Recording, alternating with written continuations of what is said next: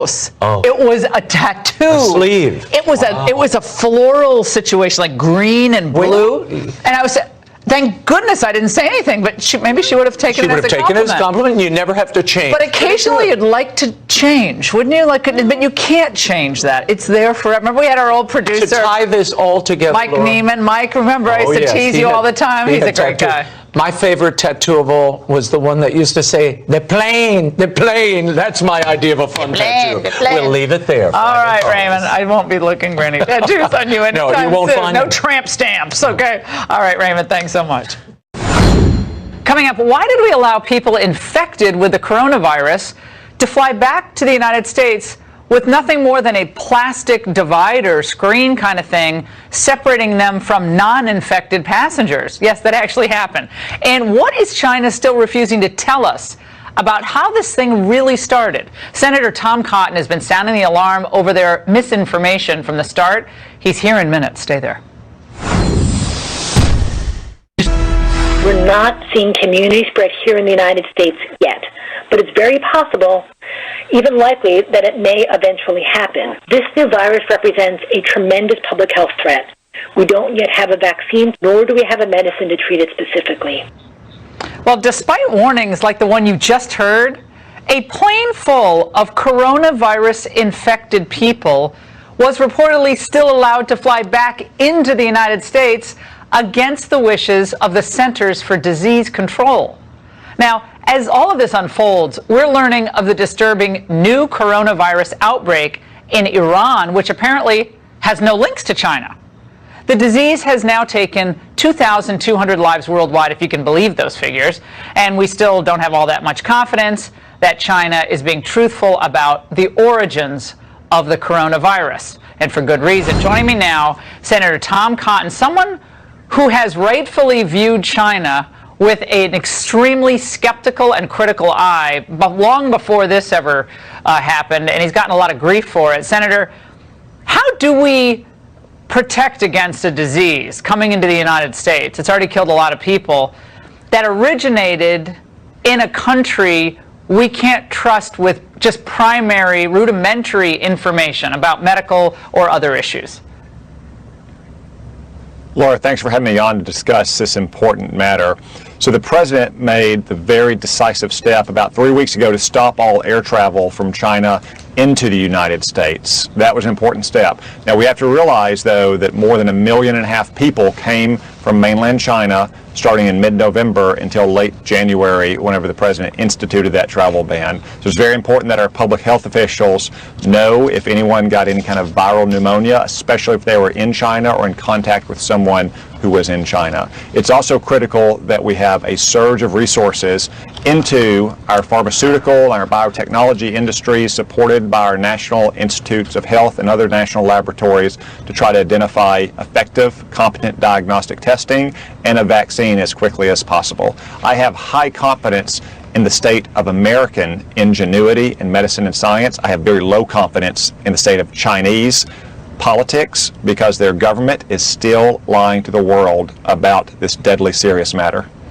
Now, this plane that carried all these individuals back into the United States, there's a long piece in the Washington Post about how there was a raging debate, including the Centers for Disease Control and other administration officials, about whether to allow these individuals back in, given how little information we really know about real incubation periods, real ability to test, etc.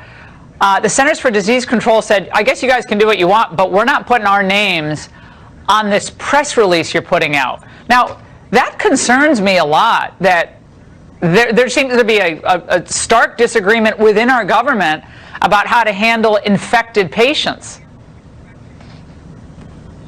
So, Laura, I think it was a very last-minute decision, given the facts on the ground. These Americans were on the Diamond Princess cruise ship in Japan.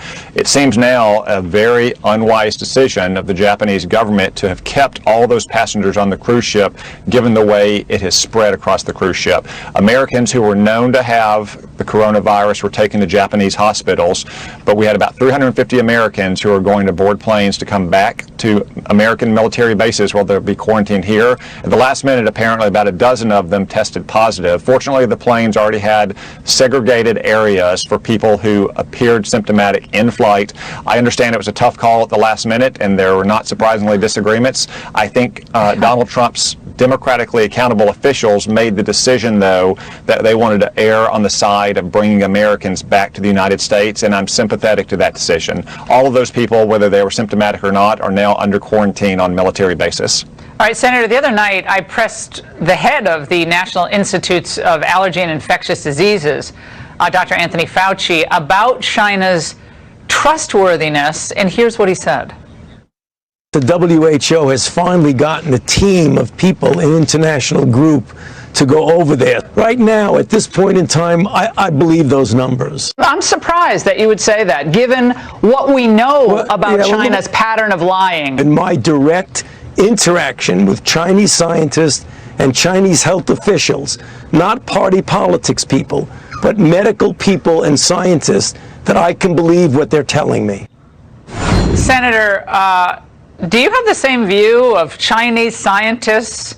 And there's like a line between the scientists and the CCP, the Communist Party of China?